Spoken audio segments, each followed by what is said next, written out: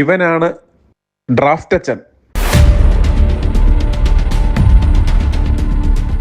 രാഹുൽ മാങ്കുട്ടത്തിലിൻ്റെ ആദ്യ വ്യാജ പരാതിയിൽ ജാമ്യം നിഷേധിക്കുക എന്ന ലക്ഷ്യത്തോടെ രണ്ടാമതും ഒരു പരാതിക്കാരിയെ ഇറക്കി KPCC അധ്യക്ഷന് ആ പരാതി അയപ്പിച്ച ആ കുബുദ്ധി കേക്കച്ചൻ്റെയാണെന്ന് ഇന്ന് KPCC president Sunny Joseph വെളിപ്പെടുത്തുകയുണ്ടായി.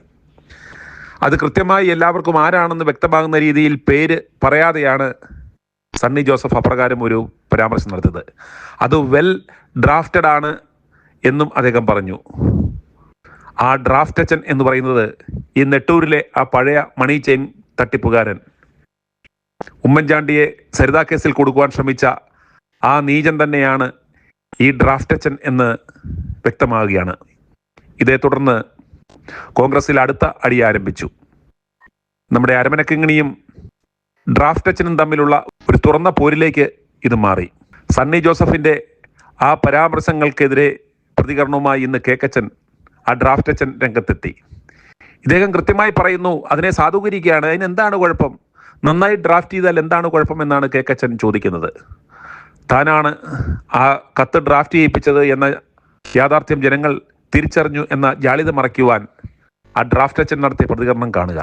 KPCC president പറഞ്ഞത് അതൊരു വെൽ ഡ്രാഫ്റ്റഡ് ഡോക്യുമെന്റ് ആണെന്ന്. അതിലെന്താ തെറ്റ്? ഞാനത് വായിച്ചാണ്. നന്നായിട്ടൊരു ലീഗൽ ഡ്രാഫ്റ്റിംഗ് ഉണ്ട് ആ കംപ്ലൈന്റിൽ. ഇപ്പോൾ ഞാൻ അഭിഭാഷകനാണ്, KPCC പ്രസിഡന്റ് അഭിഭാഷകനാണ്. അഭിഭാഷകനായ ഞാൻ ഒരു കാര്യത്തിൽ പരാതി കൊടുക്കുകയാണെങ്കിൽ ഞാൻ പറ്റുമെങ്കിൽ ഇപ്പോൾ പ്രാക്ടീസ് ചെയ്യുന്ന ഒരു വക്കീലിനെ കൊണ്ട് ചെയ്യിപ്പിക്കുള്ളൂ. ഞാൻ തന്നെ ഡ്രാഫ്റ്റ് ചെയ്യില്ല. കാരണം അത് വെൽ ഡ്രാഫ്റ്റഡ് ആവണം. നമ്മളൊരു പരാതി കൊടുക്കുമ്പോൾ ആ പെൺകുട്ടി ഒരു വെൽ ഡ്രാഫ്റ്റഡ് ആയിട്ടുള്ള ഒരു പരാതി കൊടുത്താലും ഒരു തെറ്റുമില്ല. കൊടുക്കണ്ടേ? അങ്ങനെ കൊടുക്കണമെന്നാണ്.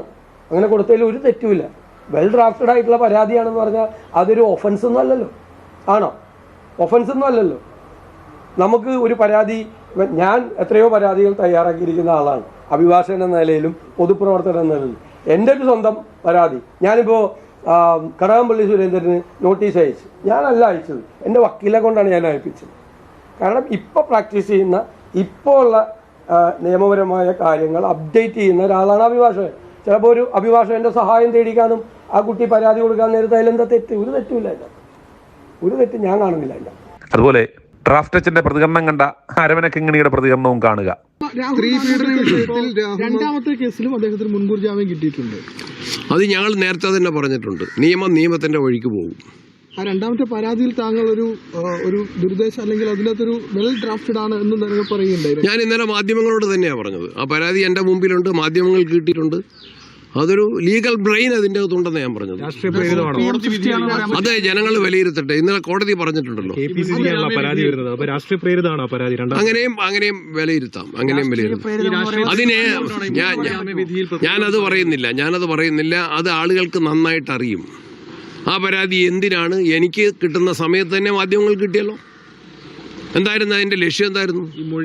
ആ പരാതിക്ക് നന്നായിട്ട് അറിയാം അതാർക്കാണ് അയക്കേണ്ടതെന്ന്. പക്ഷേ എനിക്ക് അയച്ചു. മൊഴിയിലും പരാതിയിലും വൈരുദ്ധ്യമുണ്ടെന്നാണ് ഞാൻ ഫയലുകൾ കണ്ടിട്ടില്ല.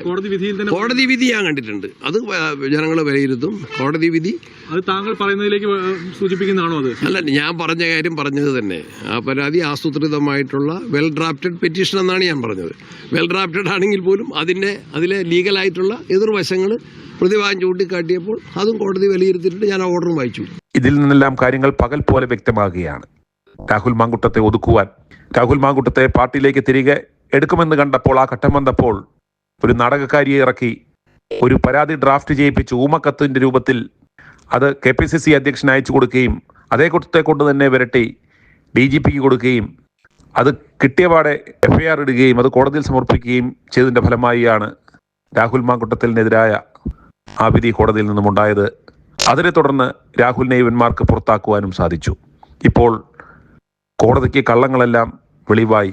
അങ്ങനെ രണ്ടാമത്തെ ആ പരാതിയിലുള്ള പൊരുത്തക്കേടുകൾ മനസ്സിലാക്കി ഇത് രാഷ്ട്രീയ പ്രേരിതമാണ് എന്ന് കോടതി തന്നെ പരാമർശിച്ച ആ വിധി ഇപ്പോൾ വലിയ ചർച്ചാ വിഷയമായിരിക്കുകയാണ്. ഇതിന്റെ പിന്നിൽ പ്രവർത്തിച്ച ആ കേക്കച്ചന്റെ ചെമ്പ് തെളിയുന്ന കാഴ്ചയാണ് നമ്മളിപ്പോൾ കണ്ടുകൊണ്ടിരിക്കുന്നത്. ഇനി വരും ദിവസങ്ങളിൽ ഈ ഡ്രാഫ്റ്റ് അച്ഛന്റെ നില കൂടുതൽ ദയനീയമാകും എന്നതിൽ യാതൊരു സംശയവുമില്ല. ഞങ്ങൾക്ക് വളരെയേറെ സന്തോഷമുണ്ട്. ITV ന്യൂസ് പറഞ്ഞ ആ കാര്യങ്ങൾ ഇപ്പോൾ ഇതാ യാഥാർത്ഥ്യമാകുന്നു. മിഷൻ 250യുടെ 60ാം ദിനം ഇതാ കേക്കച്ചന്റെ ചെമ്പ് തെളിയുകയാണ്. i2i News, an eye for truth. i2i News subscribe ചെയ്തിട്ടില്ലാത്തവർ ഇപ്പോൾ തന്നെ സബ്സ്ക്രൈബ് ചെയ്യുക. നോട്ടിഫിക്കേഷൻ ലഭിക്കുവാൻ ബെൽ ബട്ടണും അമർത്തുക.